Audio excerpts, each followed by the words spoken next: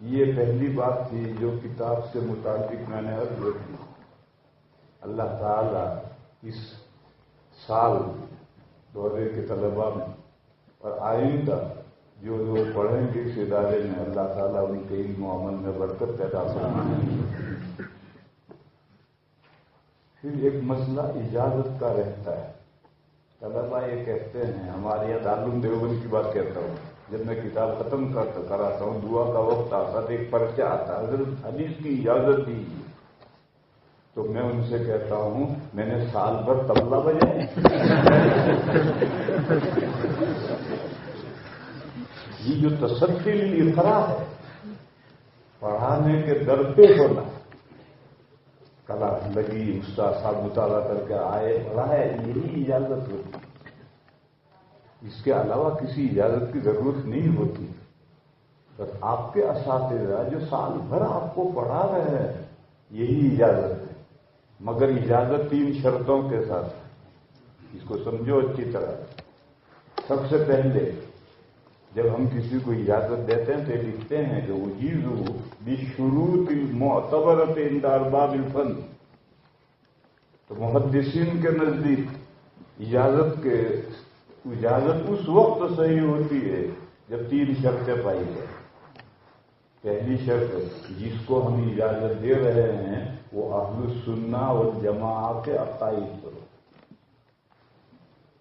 اگر کسی گمراہ فرقے کے عقائد پر ہے، اس کو ہم اجازت دیں گے تو ابھی اجازت نہیں ہوگی۔ الحمدللہ چھوٹے مدرسوں میں تو اساتذہ طلباء کو جانتے ہیں کہ کس عقائد پر ہے۔ آپ کے دارالعلوم دیوبند میں 1150 دورے میں طلباء ہے، وہاں پہچاننا بڑا مشکل ہو جاتا ہے۔ اگرچہ فارم میں تمام شرائط لکھے ہیں، لیکن جھوٹ بولنا تو انسان کی قدیمی عادت۔ تو قادیانی بھی آ کر دورے میں داخلہ لے لیتے ہیں، غیر مقلد تو آتے ہی ہے، موجودی بھی آتے ہیں۔ کیسے پہچانیں گے؟ وہاں پر تو لکھا نہیں۔ اب وہ جا کر قاسمی اپنے نام کے ساتھ لکھے، اب دنیا سے کہے گے کہ دیوبند کا پڑھا ہوا قادیانی بن گیا، دیوبند کا پڑھا ہوا مودودی بن گیا، دیوبند کا پڑھا ہوا غیر مقلد بن گیا۔ تو میرے بھائیوں، در حقیقت نمازی جوتے چوراتے نہیں، چور جوتے چورانے کے لیے نماز پڑھنے آتے ہیں۔ بڑا نمازی جوتے چرائے،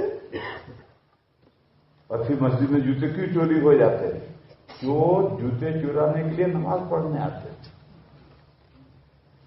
تو دارالعلوم کا فارغ قادیانی نہیں ہو سکتا ہے، مودودی نہیں ہو سکتا ہے، غیر مقلد نہیں ہو سکتا ہے۔ وہ پہلے سے آتے ہیں، اس کے جا کے داخلہ لیتے ہیں، اپنے آپ کو اہل السنہ والجماعہ کا ظاہر کرتے ہیں، پڑھ کے چلے جاتے ہیں۔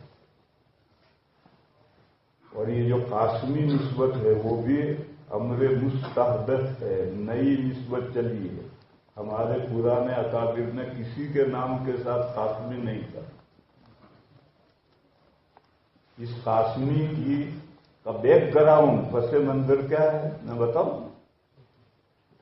حضرت حکیم الاسلام مولانا محمد طیب صاحب قدس سرہ نے اپنے نام کے ساتھ قاسمی لکھنا شروع کیا، محمد طیب قاسمی، اور وہ بالکل صحیح لکھا تھا۔ وہ حضرت مولانا قاسم صاحب کے پوتے تھے، لکھنے کا حق ہے۔ جب انہوں نے لکھنا شروع کیا تو حضرت مولانا سالم صاحب دامت برکاتہم نے بھی محمد سالم قاسمی لکھنا شروع کیا۔ ان کو بھی حق ہے، وہ پڑھ پوتے ہیں۔ تو لوگوں نے دارالعلوم کے فضلاء نے بھی لکھنا شروع کر دیا قاسمی قاسمی قاسمی۔ ارے بھائی حضرت نانوتوی کے تم اولاد ہو، اور کیا جس تمہارے مادر علمی کا نام قاسم العلوم ہے، تمہارے مادر علما کا نام تو دارالعلوم ہے، مگر چل پڑی نسبت۔ اب قاسمی کا مطلب یہ سمجھا جاتا ہے کہ دارالعلوم دیوبند سے فارغ، باقی یہ نسبت مستحدث ہے اور یوں شروع ہوئی ہے۔ آج بھی بڑے لوگ اپنے نام کے ساتھ قاسمی نہیں لکھتے، کیونکہ یہ ہم حضرت قاسم نانوتوی کے اولاد میں تو ہیں نہیں، اور ہم ہمارے مادر علمی کا نام قاسم العلوم نہیں ہے، کہ قاسم ہم کیسے ذکر کریں؟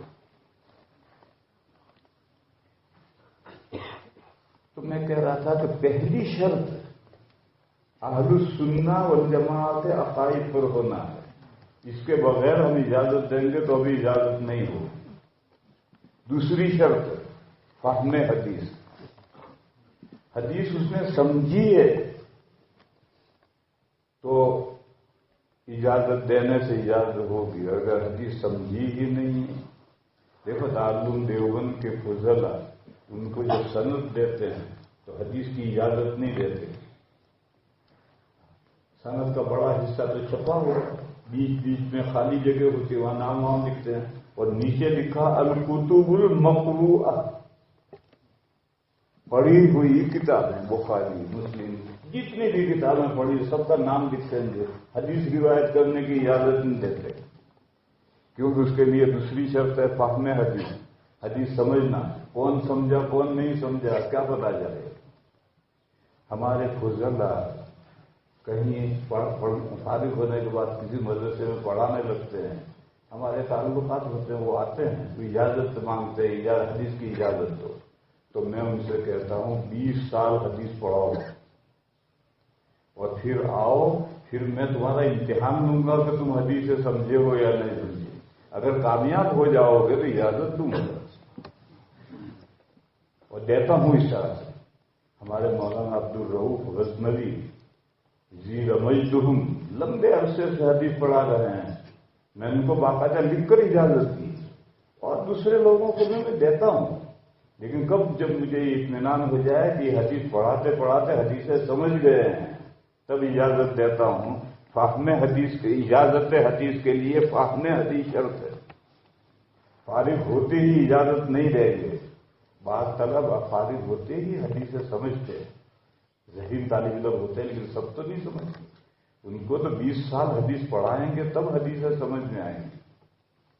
تیسری شرط تثبت، جب میں تمہیں اجازت دوں اور تم آگے حدیث روایت کرو، چاہے سبق میں روایت کرو چاہے وعظ میں روایت کرو، تو مضبوطی کے ساتھ حدیث روایت کرو، نہ کمی کرو نہ زیادتی کرو، یہ شرط ہے۔ اور اسی لیے حدیث کے متون یاد کرنے پڑتے، حفظ کرنے پڑتے، حدیث حفظ کرنی پڑتی۔ مجھے معلوم ہوا کہ اس ادارے میں احادیث شریفہ زبانی یاد کرنے کا معمول ہے، اور مختلف درجات میں مختلف حدیث یاد کراتے ہیں، مجھے بہت خوشی ہوئی اس سے۔ ہمارے دارالعلوم دیوبند میں اس کی کمی ہے، اگرچہ میں نے 3 رسالے محفوظات کے نام سے لکھے ہیں حدیث یاد کرانے کے لیے، مگر رواج نہیں، اور میں خود دوحے میں جب سبق پڑھانے کے لیے جا کر بیٹھتا ہوں تو روزانہ ایک حدیث 3 مرتبہ تمام طلبہ سے پڑھواتا ہوں، پہلے دن 3 مرتبہ، دوسرے دن 2 مرتبہ، تیسرے دن 1 مرتبہ، پھر چھوڑ دیتا ہوں، پھر طلبہ کو اللہ کے حوالے وہ یاد کریں نہ کریں، اور نہیں کرتے اللہ ماشاء اللہ، بعض طلبہ ہیں بے وقوف، باقی نہیں کرتے، لیکن اگر مدرسے کی طرف سے نظام ہو، اس کا امتحان ہو، چنا جائے تو خواہی نہ خواہی کرنا پڑے گا۔ یہاں اس کا نظام ہے اور بہت اچھا، مجھے خوشی ہوئی اس سے۔ تو متن یاد ہے تو آگے جب روایت کرے گا تو تثبت کے ساتھ روایت کرے گا، متن پڑھے گا، ترجمہ کرے گا، مطلب بیان کرے گا، اور اگر متن یاد نہیں ہے مضمون یاد ہے تو وعظ میں اناپ شناپ حدیث بیان کرے گا، یا تو گھٹا دے گا یا بڑھا دے گا، اس طرح سے حدیث روایت کرنا جائز نہیں، وعظ میں بھی جائز نہیں، درس میں بھی جائز نہیں۔ تو تیسری شرط یہ ہے، لہذا میرے عزیزو یہ شرطیں تم اپنے اندر پیدا کرو تو تمہارے اساتذہ کا تمہیں پڑھانا یہی اجازت ہے، اور سند مصنفین کتب سے حضور تک سند پر تو سارا مدار ہے حدیث کے صحت و ذوق کا، لیکن مصنفین کتب سے ہم تک سند برکت کے لیے، اور شاید کسی کو یاد ہو، آپ کے شیخ الحدیث مولانا رضا صاحب کو شاید یاد ہو بخاری کی سند، مجھے تو یاد نہیں۔ میں تو کئی سال سے بخاری پڑھا رہا ہوں، لیکن اگر آپ مجھے کہیں تو میں حضرت شاہ ولی اللہ صاحب تک حدیث سند یاد ہے، اس سے آگے مجھے بھی یاد نہیں۔ کیوں یاد نہیں؟ اس لیے یاد نہیں کہ اس کو مدار ہی نہیں، یہ تو برکت کے لیے۔